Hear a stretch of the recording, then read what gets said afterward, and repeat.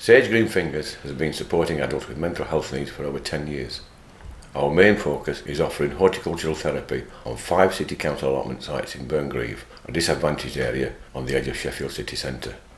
Over the years, many asylum seekers and refugees have been dispersed to this area, and for some this is another stage in a hugely traumatic journey from their countries of origin. This film describes our attempts to support people on this journey and explore some of the challenges faced by the refugees and asylum seekers, and also those of organisations like ours who are keen to support but sometimes are at a loss as to what to do and how to do it.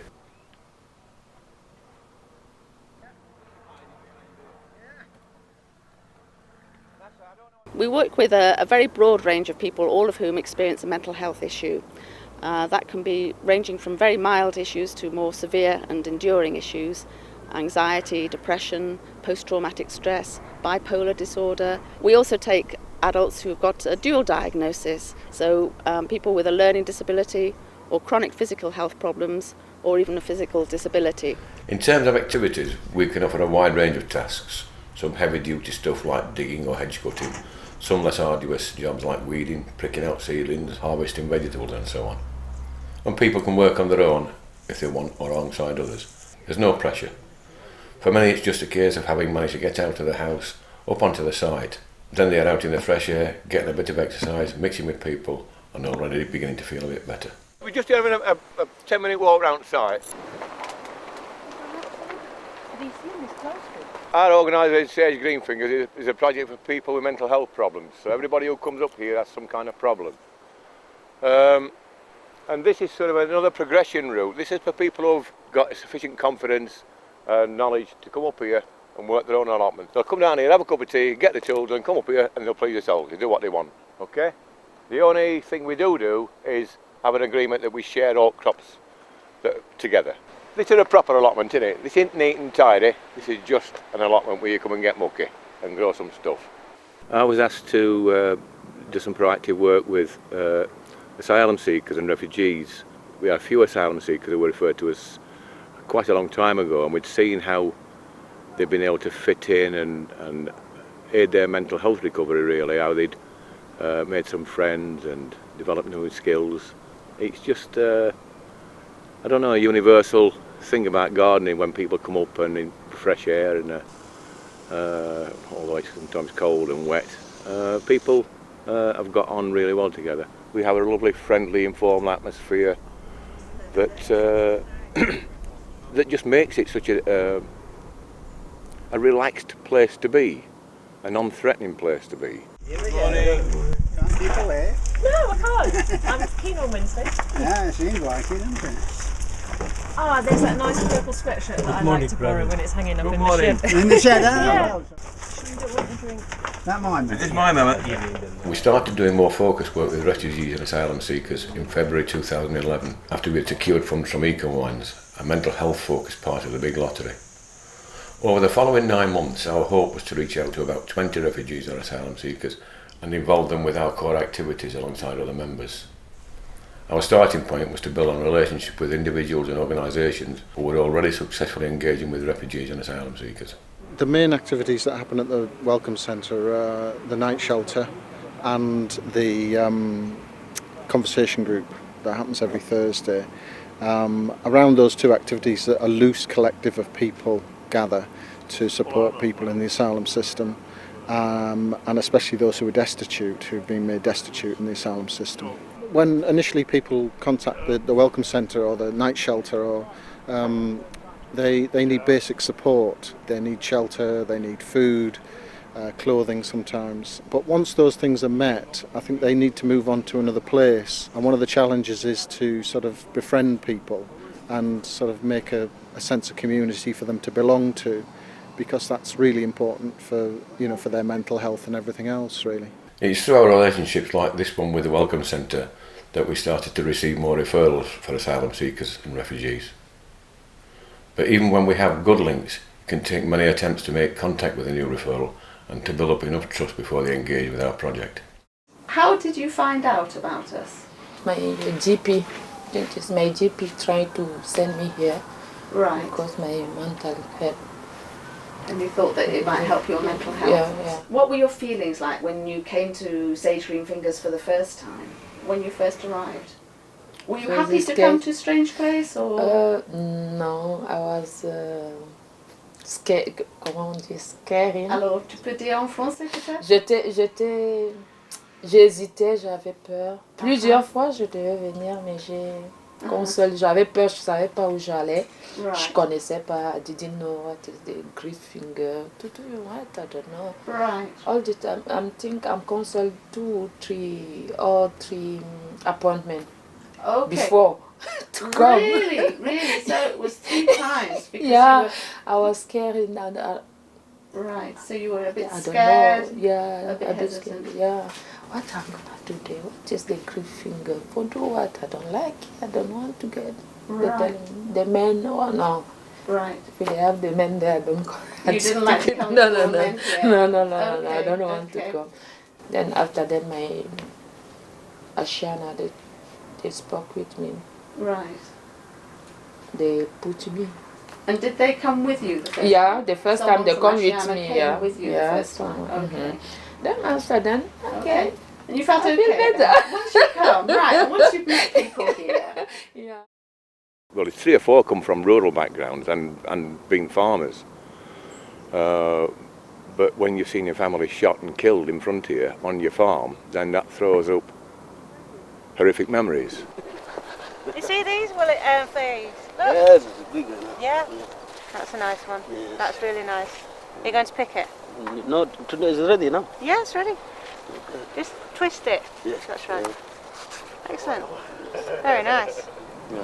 My doctor in GB, he referred me to Greenfinger to help me in my medical and to make communication with the people, to see my experience. Was he the doctor at the asylum clinic? Then? Yes, asylum clinic, asylum. Okay.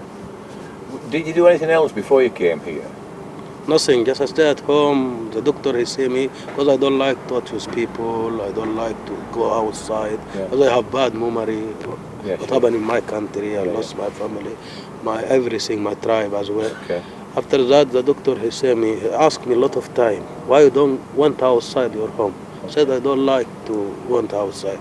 Told me, you work in farmer in your country before. Yeah. I said, yes.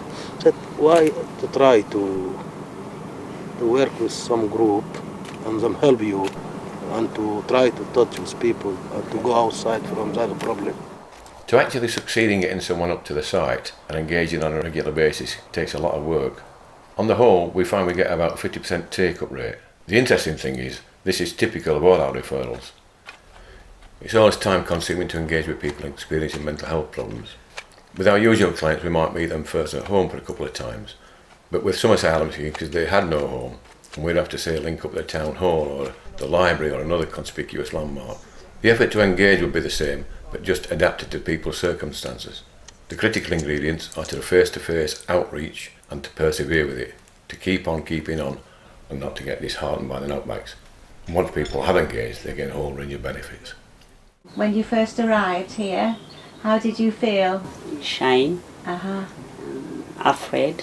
Yeah, yes. What sort of things have you learned in gardening? Vegetable food, gardening, growing. Right, Yes. yes. And also how to grow fruit and vegetables? Yes, vegetable grow. Yes. Fruit is very happy. And I know that you really like the flowers, don't you? Yeah. Yes. Do you do any other classes or any other groups? Sowing group. Yes, you've started going to sewing group. Yeah. And you enjoy that? Yes, I enjoy. What are you making at the sewing group? Dress. All right. You will have some new clothes then? Yeah. As well as being able to eat fruit and vegetables? Yeah. What other things do you do now? You referred for me 2 places from here to go conversation club, which is very helpful for me. And the other one is for foyer project. You can just see the difference when people have had a day here, a morning here, and worked out and met people. They're just so much brighter and positive thinking, and at other times in the week they're not. So I mean, I think I'd say for me that's the big difference that I see physically in their appearance. They're more relaxed, they're more chatty, they join in with the games and things. So there's been individuals that access both the conversation group and Greenfingers that have benefited from that. I think there's a sense of community here as well. I mean, obviously, I think there's the connection with the land and growing, and that often taps into experiences in their own country. They might have grown things in their own country and they might try and grow them here, and I think they find that really helpful. And that sense of hope about growing something and then harvesting it. So I think those are really important themes that are happening. It's also true that to be most effective you need to be able to offer support over long periods of time. The journey of most asylum seekers is very long and very tough. One guy we referred to is 3 years ago, maybe 4 years ago now, who referred to us from the asylum clinic. His first words to me when he came up with it, accompanied by a friend, was, "No one here will beat me, brother, will they?" And you could see the tenseness and anxiety in his body, and the sweat coming down his head, that the man was frightened. We showed him round, we reassured him. He mentioned the fact that he used to cook in a hotel in Istanbul, and being an opportunist, I thought, this sounds interesting, and said, "Look, Mehmet, there's herbs, there's potatoes, cauliflowers, onions, garlic, you come and cook for us," which he set to with a will, and has continued to cook wonderful meals for us while he's been here once a week, and he's really enjoyed doing it. You can see that he just becomes a much more relaxed person. Just throughout this process, while he's been coming here, he was sent away to detention twice. We had to launch petitions, contact MPs, write to local newspapers, and luckily friends in the local Kurdish community got together and collected money to employ a solicitor, who then got a reprieve for him. He was actually on the way to Heathrow Airport to be deported. The bus broke down, they had to take him back, and that gave us sufficient breathing space to be able to get the legal process kicked in. And eventually, after 2 months in detention centre, he was allowed back to Sheffield. Came back and cooked for us all. The welcome he got was wonderful, and then we helped him to just carrying on, and supported him through legal proceedings. Well, I think I went to Bradford with him to sit with him in court, and eventually someone at last week, some common sense, decided that this man had got post-traumatic stress disorder, whereas he'd been disbelieved by the legal system in the Home Office for 8 years, but eventually common sense prevailed and the guy was given leave to remain. He's now attending college 2 nights a week. He's got to do some further job seeker training, studying for his citizenship, and that's with the help of staff, volunteers and other members who've all chipped in to try and make him as welcome as possible. The reality is that no matter how much support you give, it doesn't always work out. And I think for this project, the learning process of why people didn't attend is also important to understand. Asylum seekers in particular, rather than refugees, have really chaotic lives, and they've also come from a horrendous background. So to get them into some kind of routine in any way is quite difficult. Several other people referred who dropped out lived on people's settees or under a hedge in one person's case, or used a night shelter on a regular basis and then had to go into town to get a meal. So to try and get them involved in a structured weekly activity proved difficult, and And also, I mean, life goes on around them. One guy in particular, the Home Office refused his appeal, and in desperation he tried to hang himself. We couldn't do anything at all to help that. The routine of life of people in the asylum system, to me, is a very rigid set of rolling activities that people do that allow them to maintain their mental health. Because if they step outside it, then they're just, at the very best they're bored, and at the worst they become very disorientated and can then get unhappy, or the levels of aggression that people feel towards the system that's making it very difficult for them to justify their cases means that people have got a certain amount of aggression, or that might be cynicism, or that might be sarcasm, but the support that's needed to help them is a support of more than just here, but of getting them here, taking them away from here, so that they can keep the rest of the routine of their lives ticking over. To overcome these barriers, a critical ingredient is trust. Our aims were to develop a sort of chain of trusting relationships that would give the refugees and asylum seekers confidence to be moved on from one organisation or individual to another. For us in this project, it has been good relationship with community projects such as the Welcome Centre or Assist. We've also established excellent relationship with statutory services such as GPs, psychiatric services and career advisors. Anyone along the line who has struck a rapport with an individual asylum seeker and so is trusted by that individual to refer on to another trustworthy person, and so gradually a route emerges into mainstream society. When I first met Ali, his physical health was not very good, and he was very depressed. He was feeling isolated, and I met him at a conversation club, which he used to go to half a day a week, to meet other people and to improve his English. But he was looking for other things that he could do, and he told me about his life before he arrived in Sheffield, and how he had a farm, and how he loved nature, and how he loved growing things. And at that point I knew about your project, and it just seemed an ideal thing to refer him to. At first he was very reticent, he wasn't sure at all, but after phoning you and him going to meet you, he came back to see me and said that he did want to get involved. And a few weeks later he came back again, and his mood had lifted tremendously, and it was a real starting point for him.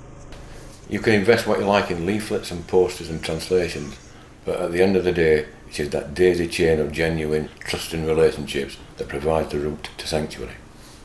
I think for us as staff and volunteers here and our members, it's been a huge learning process for us as well, in terms of listening to someone's journey, understanding that journey, and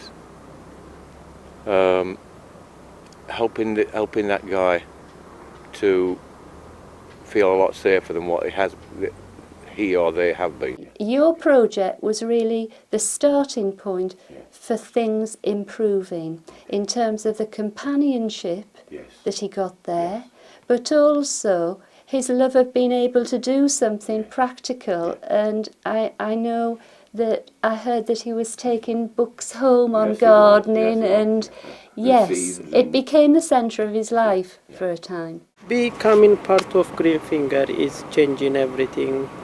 For me, it's like changing life. When I come here, I was really poorly, being stressed, and now within these 4 years, I've been a lot change. We've just got you to a job. Thanks for the tea, John. No, you're no problem. Morning. Morning. Can I keen go up with you and ask if he can do some work with you? Because I don't want it up there on the own. Will you go up on number 9 with Phil and do some work up there? Thank you. Do you want a cup of tea first?